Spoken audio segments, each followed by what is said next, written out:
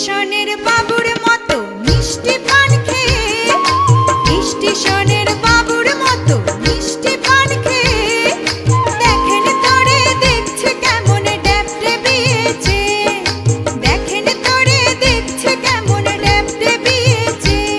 আমি তাই তো বলি চুল বেঁধে সাজ, আমি তাই তো বলি চুল বেঁধে সাজ হলুদ রাঙা শাড়িতে, ঠাকুর জামাই এলো বাড়িতে।